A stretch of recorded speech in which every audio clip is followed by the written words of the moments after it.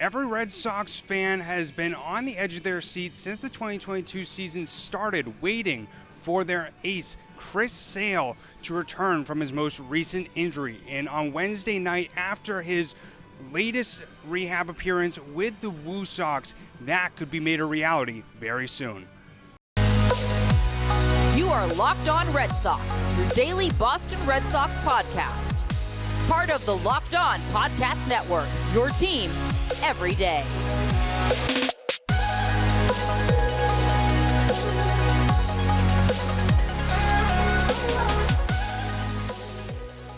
I want to welcome you back into the Locked On Red Sox podcast, and thank you so much for making Locked On Red Sox your first listen of every single day. I'm your host, Massachusetts Pirates team insider Jake Ignaszewski, and we're here back at Polar Park on Wednesday night for Chris Sale's latest rehab appearance with the Red Sox. Sale went 3 2/3, allowing 3 hits, 1 earned run, striking out 5, and also walked 5 batters. And that was the main statistic that Sale was most frustrated about, was those walks. He mentioned that this start was a hiccup and that he is very ready to rejoin the Red Sox. Now let's listen into Chris Sale's press conference after his latest rehab appearance with the Worcester Red Sox, as he spoke a little bit about what he's planning to do before rejoining the Red Sox to learn and figure out some of his mistakes that he made on Wednesday night. And I also had the opportunity to ask him a few questions,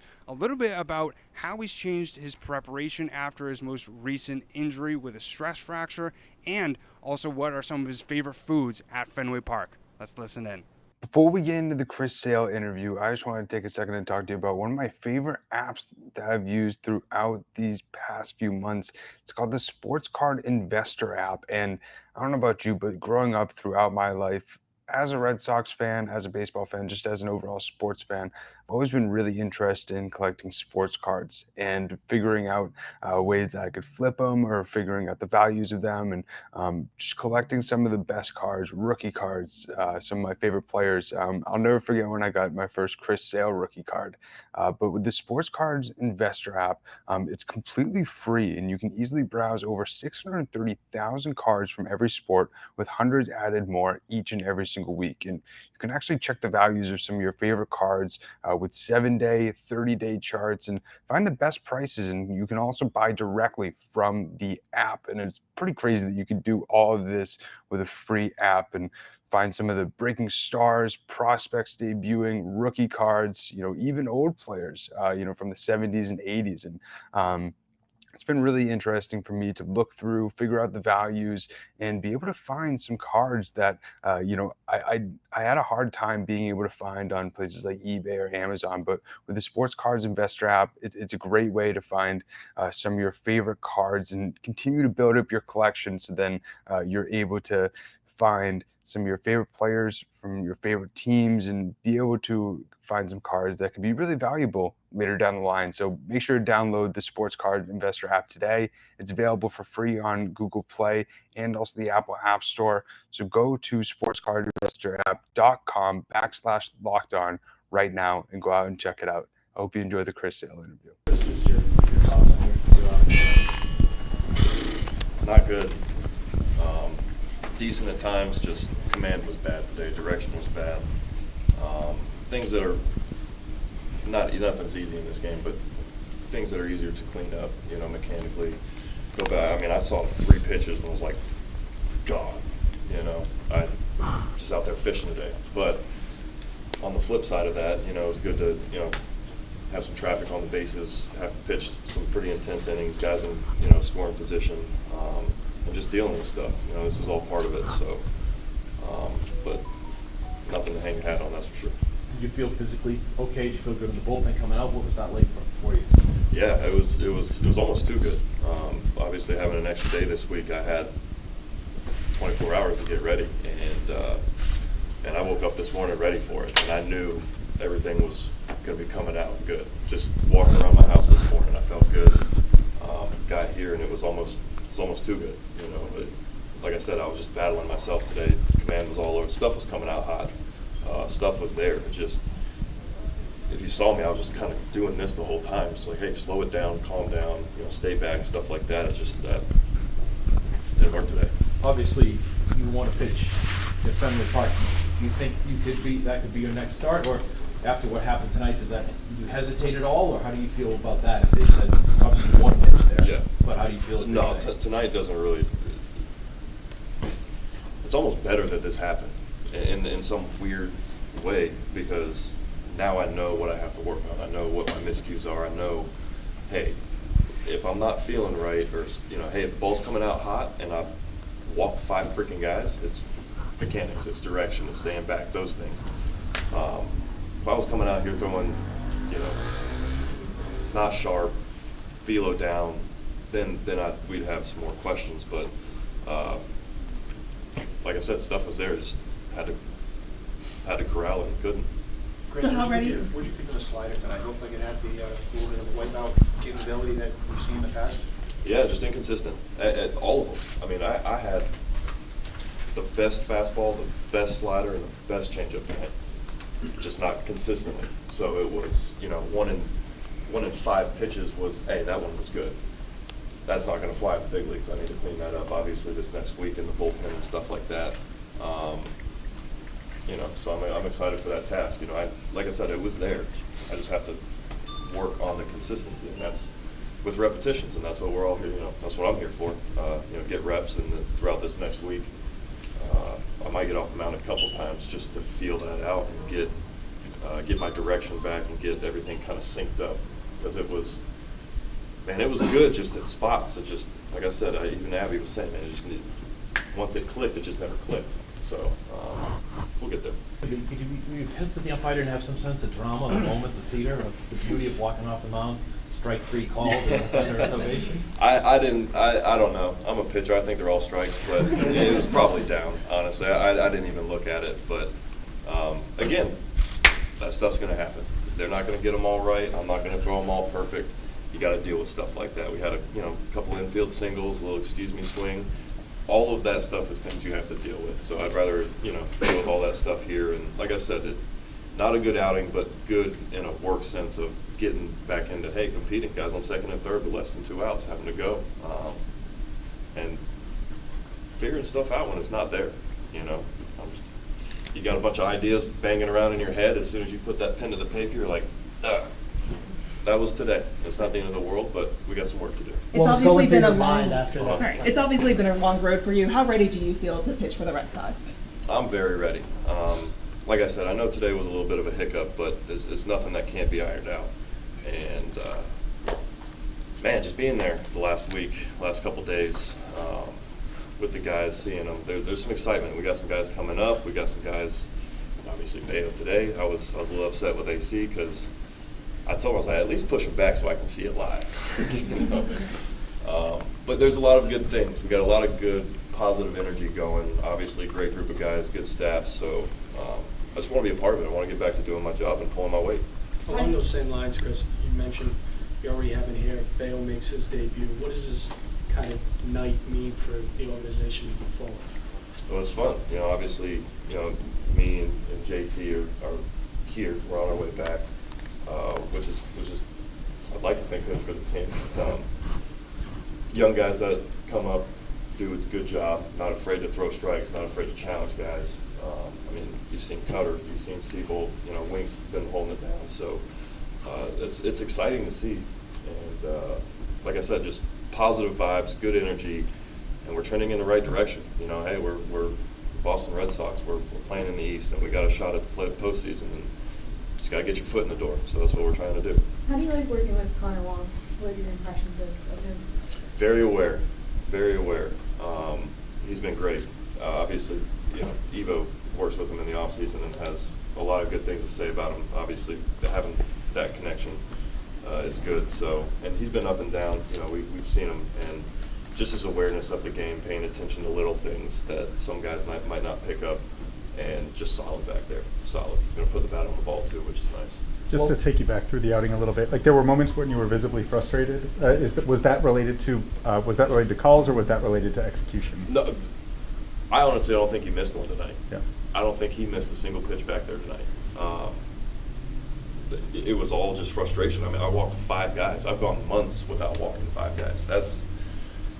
That just tells me it right there that nothing's wrong. It's just I got some things I have to clean up, and that's, like I said, just my direction was a little bit more towards the first base dugout today. But like I said, it's nothing that can't be cleaned up in this next week. It's a couple bullpen sessions and just feeling my direction better. The fact that it is so atypical, though, for you to have 5 walks in an outing, like, you know, that you're just if someone's just looking at the line, they're going to say like that's not close to being who Chris is, right? It's a blip on the radar. Yeah. You know, I know this is a big deal. I know people are going to look very deep into this and dissect this 100 ways to midnight, right? And for me, it's if my stuff's there and I have just an outlier, you know, that's kind of what this was. You know, I'm not very big on walking guys. That's never really been my struggle. So if it is a struggle, I know that, hey, I just got to look at stuff, see where that is, and clean it out. You know, that's where my head's at. This doesn't really set me back other than not being able to get more reps. You know, I wish I'd have been able to go back out there and pitch for 5, 6, 7 innings, whatever it was. I don't know what my pitch count was, but I just would have liked to have been able to get back out there more. So does your mind now, do you now allow yourself to start thinking ahead to facing the Rays and Tampa next week, or do you, like, are you waiting for marching orders?